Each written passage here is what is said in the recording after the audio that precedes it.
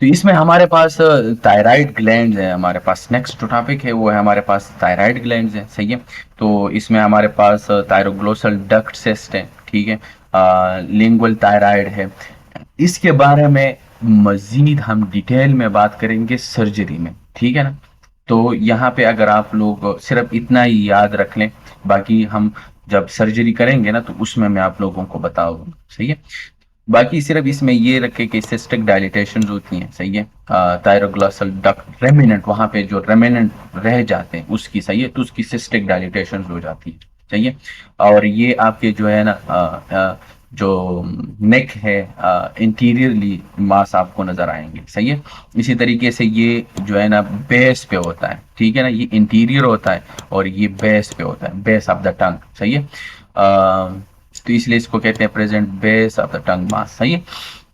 बाकी हम इसके बारे में हम सर्जरी में बहुत ज्यादा है, वहां पे इंटीरियर है, लेटरल है, और स्टेप बाय स्टेप मैं वहां पे आप लोगों को करवाऊंगा, और बहुत अहम है एग्जाम पॉइंट ऑफ व्यू से, स्पेशली स्टेप 2 में, ठीक है। हाइपरथायराइडिज्म और हाइपोथायराइडिज्म, सही है। अब आपके पास थायराइड हार्मोन्स हम पढ़ रहे हैं ना, तो इसमें पहले हम हाइपरथायराइडिज्म को कवर करेंगे, फिर हाइपोथायराइडिज्म को कवर कर लेंगे, सही है। तो देखिए हाइपरथायराइडिज्म में जाहिर सी बात है, जब आपके पास ब्लड में आपके पास जो थायराइड हार्मोन्स है ना वो इंक्रीज हो जाए, सही है। तो जब वो इंक्रीज हो जाते हैं तो मसले आएंगे भाई हमारे पास। तो जब भी आपके पास थायराइड हार्मोन्स ब्लड में ज्यादा हो जाते हैं, तो अब जो हाई यील्ड पॉइंट्स है उसमें से दो ये जरूर याद रखना है, इसको तो बिल्कुल इसमें आप कंसेशन ना करें, इसको जहन में रखें।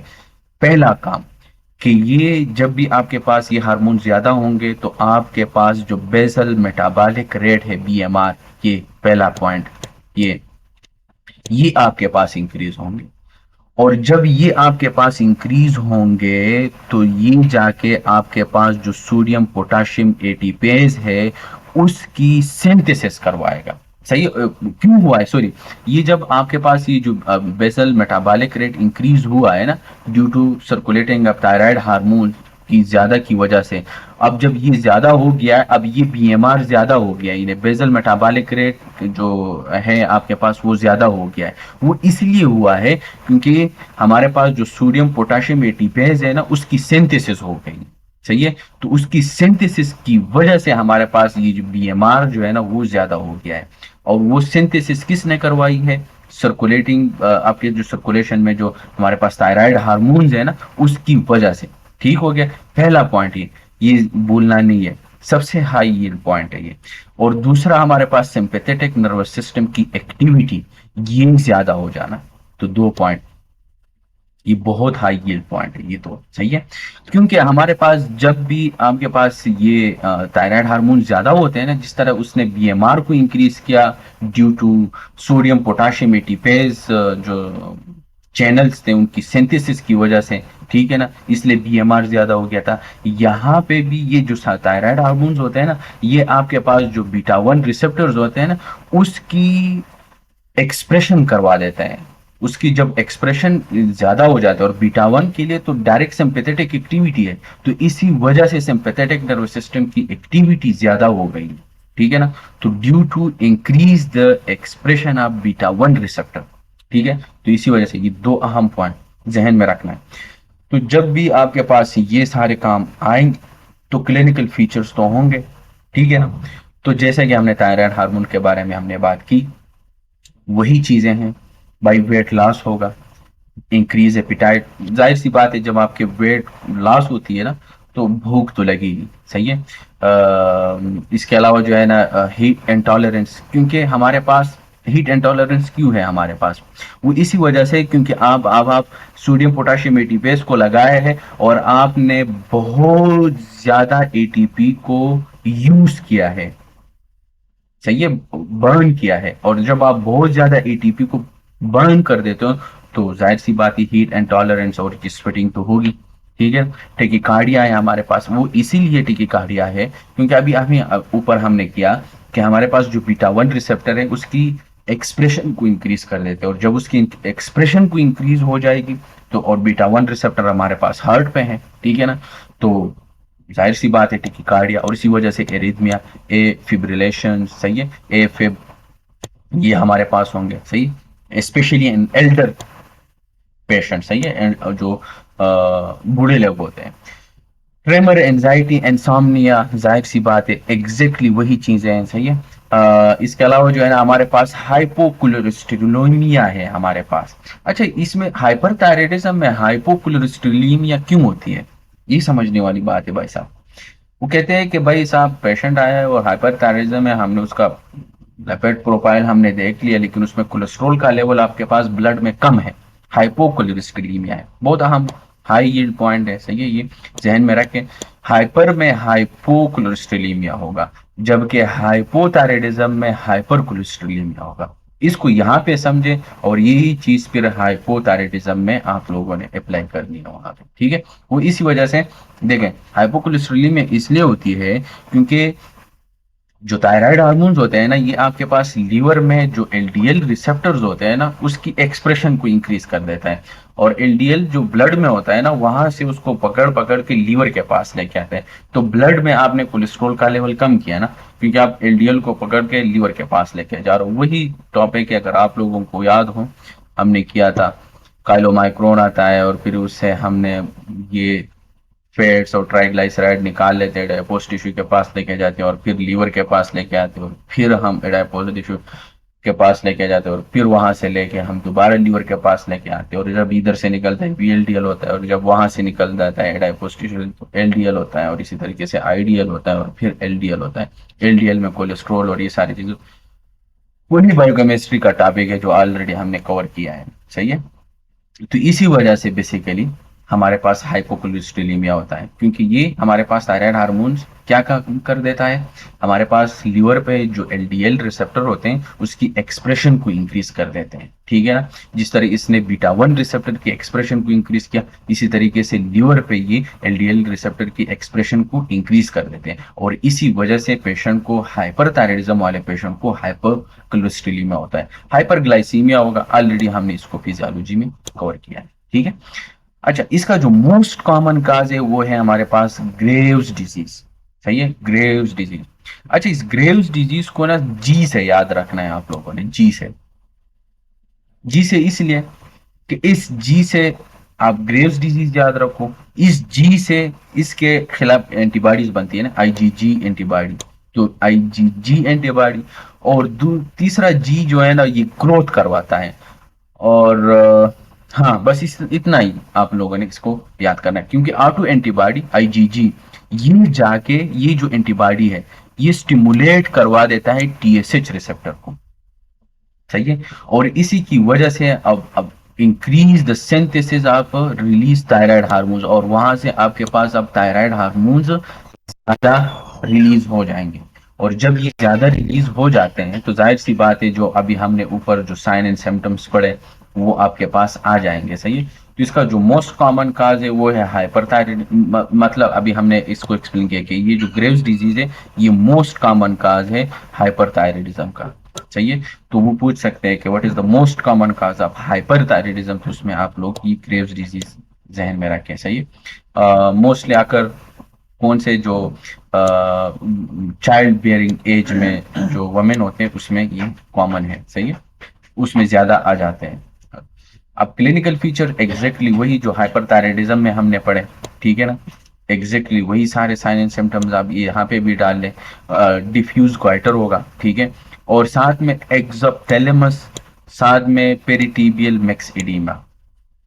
अब ये जो एक्सोप्थैलेमस है ना ये समझने वाली बात है, और पेरिटीबियल मैक्स एडिमा ये समझने वाली बात है, सही है। जो एक्सोप्थैलेमस है ना ये बेसिकली वो साइन है, तो वो पूछ सकते हैं कि व्हाट इज द वो साइन ऑफ ग्रेव्स डिजीज, तो एक्सोप्थैलेमस। और सबसे पहले वो ये भी पूछ सकते हैं कि हम पहले ग्रेव्स डिजीज में किस चीज को ट्रीट करेंगे, क्योंकि ग्रेव्स डिजीज तो आपके पास आया ना, उसमें आपके पास कोलेस्ट्रीलीमिया भी है, उसमें आपके पास डायबिटीज वाला वो सारे सीन भी आ सकता है, वेट लॉस भी है, सारी चीजें जो हमने पढ़े इन सब में अब ग्रेव्स डिजीज का मोस्ट कॉमन काज है। अब इसमें हमने पहले जो चीज को ट्रीट करना है वो कौन सा है, हम इसको ट्रीट करेंगे या इसको ट्रीट करेंगे, किस चीज को ट्रीट, हम, क्योंकि ये वोर साइन है, और इसीलिए हम पहला पहला जो चीज ट्रीट करते हैं ग्रीव्स डिजीज में वो है एक्सोप्थेलेमस। सबसे पहले हमने इसको ट्रीट करना है। सही है। तो ये बहुत हम अहम है, हाई यील्ड पॉइंट है। सही है। एग्जाम पॉइंट ऑफ व्यू है, ये पूछ सकते हैं आप लोगों से। War signs of the Graves' disease is exophthalmos, और you have to treat first exophthalmos। सही है। इसके अलावा जो है ना प्रीटीबियल मैक्सिडीमा। अब अच्छा, ये प्रीटीबियल जो मैक्सिडीमा है, ये बेसिकली जो इडीमा बन जाती है ना, ये बेसिकली आपके पास थायराइड इसकी वजह से नहीं है, हाइपर थायराइडिज्म की वजह से नहीं है। ये थोड़ा सा आप लोग समझ लें, क्योंकि ये हमारे पास जो एंटीबॉडीज बन गई है ना, जो हमने ऊपर पढ़ा कि ये जो आईजीजी एंटीबॉडीज है, ये हमारे पास बन गई और ये जाके हमारे पास टीएसएच को स्टिमुलेट करवा देता है, जैसे कि ऑलरेडी हमने इसको पढ़ लिया। लेकिन हमारे पास आप आंख के पीछे, आई के पीछे आप देखेंगे ना, तो वहां पे हमारे पास फाइब्रोब्लास्ट है। सही है। और ये वहां पे भी हमारे पास टीएसएच के रिसेप्टर्स मौजूद होते हैं। सही है। अब यहाँ पे भी आईजीजी, जिस तरह हमने थायराइड ग्लैंड में ऊपर ये हमने बात की ना, ये जो आईजीजी, सही है, ये जाके टीएसएच को स्टिमुलेट करवाए थायराइड में, और इसी तरीके से ये आईजीजी जाके आपके पास जो आंख के पीछे जो फाइब्रोब्लास्ट है वहां पे भी हमारे पास टीएसएच मौजूद होते हैं, रिसेप्टर मौजूद होते हैं, ये जाके उसको भी स्टिमुलेट करवाया। ये बेसिकली ये बहुत अहम पॉइंट है। ठीक है। हाइपरथायराइडिज्म की वजह से ये हमारे पास ये नहीं हुआ है, ये जो मैक्सिडीमा है। सही है। ये बेसिकली हमारे पास इस आईजीजी एंटीबॉडी की वजह से हुआ है, क्योंकि ये प्रोड्यूस हुई है, वो जाके आई के पीछे जो फाइब्रोब्लास्ट है वहां पे भी टीसीएच रिसेप्टर है, और उसको ऊपर ये जाके एक्ट हो गया है, और वहां से जब ये एक्ट हो जाता है, सही है, तो वहां से हमारे पास बुक में जो लिखा हुआ है कि ये हमारे पास ग्लाइकोजामाइनोग्लाइकेन, ये हमारे पास सिक्रीट करवा देता है। सही है। और इसी की वजह से ये हमारे पास एक्सोप्थेलेमस होती है। सही है। इसी की वजह से हमारे पास एक्सोप्थेलेमस होती है, और ये जो क्योंकि जो आई है वो आगे की तरफ आ जाती है, और उसी की वजह से हमारे पास मैक्स इडीमा हो सकता है। सही है। तो इसीलिए यहाँ पे इन लोगों ने ये जो मैक्स इडीमा की बात की है, ठीक है, और ये एक्सोप्थेलेमस की है, ये बेसिकली हाइपरथायराइडिज्म की वजह से नहीं है। ठीक है। ये बेसिकली हमारे पास जो टीसीएच रिसेप्टर्स हैं उसके खिलाफ जो एंटीबॉडीज बनी है और उनको स्टिमुलेट कर रहा है ये आईजीजी, इसकी वजह से। सही है। तो इसीलिए ग्रेव्स डिजीज में आपके पास एक्सोप्थेलेमस होगी और मैक्स इडीमा होगा। ठीक है। तो ये बहुत अहम पॉइंट है, ये जहन में रखना है। ठीक है। इसको आप लोगों ने मिस कॉन्सेप्ट में नहीं लेना है। ठीक है। क्लिनिकल फीचर्स ऑलरेडी हमने कवर किए हैं। ठीक है। तो ये बुक में ये फोटो दिया हुआ है, तो जब आप ये देखेंगे ग्रेव्स डिजीज में, तो ये देखें, ये वाली। सही। ये हिस्टोलॉजिकल इसका है, तो इसमें जब आप फॉलिकल्स को देखेंगे ना, तो ये हाइपर से, ये देखिए, ये नॉर्मल है हमारे पास, ये नॉर्मल है। ठीक है ना। सारा पिंक है, पिंक है, ये देखें, ये बिल्कुल पिंक है। लेकिन जब आप इसको देखेंगे, इस फॉलिकल्स को, बहुत एनलार्ज हो गया है, देखें, एनलार्ज हो गया है। ठीक है। हिस्टोलॉजी पे जब आप देखते हैं, और इसके जो आप ये पिंक और इसके जो दरमियान ये वाइट वाइट आप लोगों को ये चीजें नजर आ रही है, ये वाले, ये वाइट, नॉर्मल में ये नहीं होता है बेसिकली। यहाँ पे आपके पास ये वाइट स्पेसेस आपके नजर आ जाते हैं। बेसिकली ये हाइपर प्लीजिया हुआ है फॉलिकल्स का, हाइपर प्लीजिया ऑफ द फॉलिकल्स। सही है। लैब्स फाइंडिंग में आप लोगों को क्या मिलेंगे? जाहिर सी बात है भाई साहब, आपके पास T3 भी ज्यादा है, और हमने पढ़ा है ना कि T4 हाई क्वांटिटी पे आपके पास प्रोड्यूस होता है, लेकिन वो इनएक्टिव फॉर्म है, और जो T3 है वो लेस अमाउंट में प्रोड्यूस होते हैं, लेकिन वो एक्टिव फॉर्म है, पोटेंट है। ठीक है। ऑलरेडी हमने पढ़ा है। अब ये ज्यादा आपके पास T4 ज्यादा होंगे, और फिर हमने ये पढ़ा था कि जो T4 है पेरिफेरी में हम इसको T3 में कन्वर्ट कर देते हैं। ठीक है। तो total increase total and free T4 जो है ना वो भी ज्यादा होंगे, T3 ज्यादा होंगे। सही है। अब जो T3 है वो नेगेटिव फीडबैक मैकेनिज्म करवा देता है, तो इसी वजह से हमारे पास TSH जो है ना, थायराइड स्टिमुलेटिंग हार्मोन, वो डिक्रीज होंगे। तो ग्रेव्स डिजीज में आपके पास ये सारी चीजें इंक्रीज होंगे, और टीएसएच डिक्रीज होंगे। इसी के थ्रू, इस लेव फाइंडिंग के थ्रू आप पेशेंट को डायग्नोस कर सकते हैं। हाइपोकोलेस्ट्रोलीमिया होगा, जाहिर सी बात है क्योंकि अभी हमने इसको एक्सप्लेन किया। और ग्रेव्स डिजीज में भी आपके पास हाइपोकोलेस्ट्रोलीमिया होगा, क्योंकि मोस्ट कॉमन काज है हाइपरथायराइडिज्म का। सीरम ग्लूकोज इंक्रीज होगा, ऑलरेडी इसको हमने उसमें एक्सप्लेन किया है, क्या नाम है इसका, फिजियोलॉजी में। ठीक है, ट्रीटमेंट क्या है? बीटा ब्लॉकर्स हम देते हैं, थायोमाइड दे सकते हैं। अच्छा, ग्रेव्स डिजीज में इसमें जब हम मेडिसिन करेंगे ना, तो उसमें मैं बताऊंगा इसका एक इमीडिएट ट्रीटमेंट है और एक लॉन्ग टर्म जो है ना वो ट्रीटमेंट है। तो इमीडिएट ट्रीटमेंट में हम ये बीटा ब्लॉकर्स और मेथोट्रेक्सेट, सॉरी मेथोट्रेक्सेट नहीं, ये क्या नाम है इसका, इमीडिएट ट्रीटमेंट में हम ये बीटा ब्लॉकर्स देते हैं, सही है। और मिथामाजोल, सॉरी मेथोट्रेक्सेट नहीं, मिथामाजोल देते हैं। और ये जो क्या नाम है इसका, ये हम दे सकते हैं, सही है। और ये लॉन्ग टर्म के लिए हमारे पास ट्रीटमेंट जो है ना, ये रेडियो एबलेशन जो होते हैं ना, रेडियो आयोडीन एबलेशन, ये लॉन्ग टर्म के लिए हम देते हैं, लॉन्ग टर्म। ठीक है। अब इसका जो मोस्ट कॉमन कॉम्प्लिकेशन है ना, ये क्या नाम है इसका, ग्रेव्स डिजीज और इसका थायराइड स्ट्रोम। थायराइड स्ट्रोम बहुत अहम है, सही है। तो थायराइड स्ट्रोम में आप लोगों ने बात याद रखनी है कि थायराइड स्ट्रोम मोस्ट कॉमन इसका वो है, कॉम्प्लिकेशन है, सही है। ये हमारे पास हो सकती है। इसके अलावा अब थायराइड स्ट्रोम में क्या है, हमारे पास आपके पास जो कैटेकोलामाइंस है ये आपके पास इंक्रीज हो जाएंगे, सही है। हार्मोन जो है ना वो एक्सेस हो जाएंगे, ठीक है। T3 T4 जो है ना वो इंक्रीज होती है। और साथ साथ में आपके पास सीएनएस पे भी इसका इफेक्ट होगा, साथ साथ में प्लस जो जीआईटी के जो साइन एंड सिम्टम्स है वो आ सकते हैं, फीवर आ सकता है, ठीक है। जैसे कि जीआईटी और हेपेटिक में आपके पास आप मान लें वोमिटिंग, ये आपके पास जीआईटी में है, ठीक है। डायरिया, ठीक है ना, टोटल बिलोरुबिन वगैरह, ये सारे जो है ना हमारे पास थायराइड में आ सकते हैं। तो आपके पास ना क्राइटेरिया दिया होगा, ये मेडिसिन में हम करेंगे जो थायराइड स्ट्रोम है, और इस पेशेंट को हम आईसीयू में ट्रीट कर देते हैं, सही है। आईसीयू में इसकी हम ट्रीटमेंट करते हैं। और ये हमारे पास सीरियस डिजीज होता है, थायराइड स्ट्रोम सीरियस डिजीज है ये, सही है। और इसको हम जब हम ट्रीट करते हैं तो आईसीयू में करते हैं, ठीक है।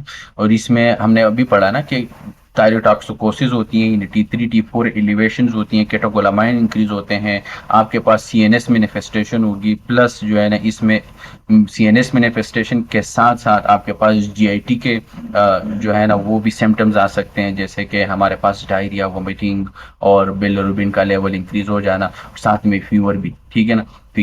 तो ये बेसिकली ये क्राइटेरिया है हमारे पास। तो जब भी आप देखेंगे कि सीएनएस मैनिफेस्टेशन हो, यानी डिल्यूजन, साइकोसिस, कोमा, लेथर्जी, ये सारे सीएनएस में आपके पास आ सकते हैं, सही। आप फीवर को देखेंगे, फीवर आप है आपके पास, टेम्परेचर है पेशेंट को, ठीक है ना। इसके अलावा जो है ना टिकिकार्डिया है पेशेंट को, इसके अलावा कंजेस्टिव हार्ट फेलियर है, ठीक है ना। जीआई में आप देखेंगे तो आपके पास हेपेटिक, और ये सारे अब आपके पास क्राइटेरिया पूरी है। तो ये क्या है हमारे पास, थायराइड स्ट्रोम, ठीक है। और इसको हम आईसीयू में ही ट्रीट कर देते हैं, सही है। तो इसको हम प्रोपाइल थायरोरेसिल, बीटा ब्लॉकर, स्टेरॉइड वगैरह ये हम दे सकते हैं। बस ये लास्ट वाला टॉपिक है।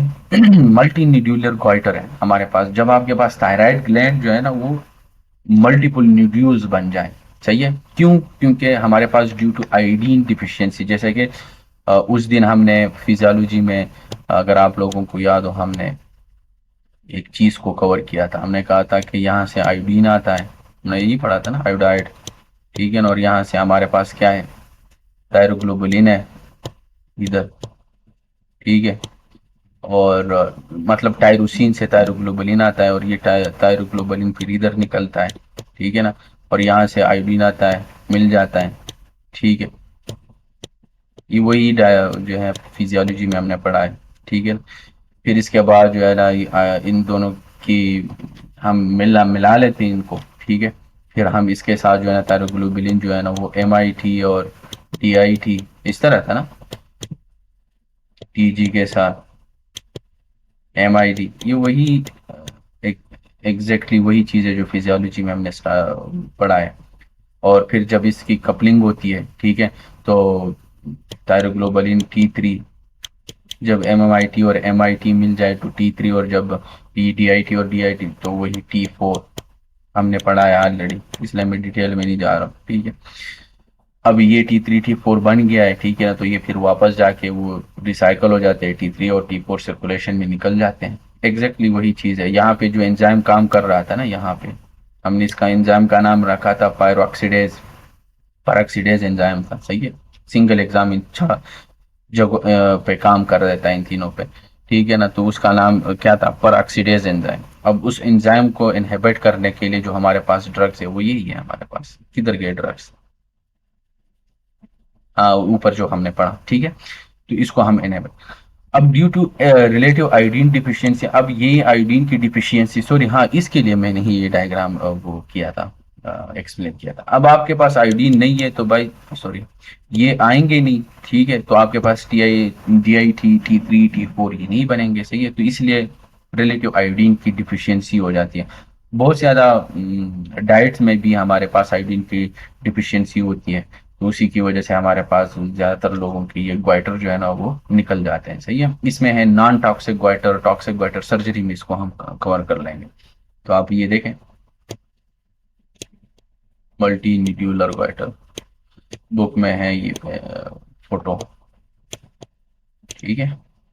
तो आज के लिए इतना ही, बाकी जो है ना हम हाइपोथायराइडिज्म है वो हम कल करेंगे, सही है। हाइपरथायराइडिज्म आप लोगों का इधर जो है ना वो कवर हो गया है, सही। कल हम हाइपोथायराइडिज्म करेंगे।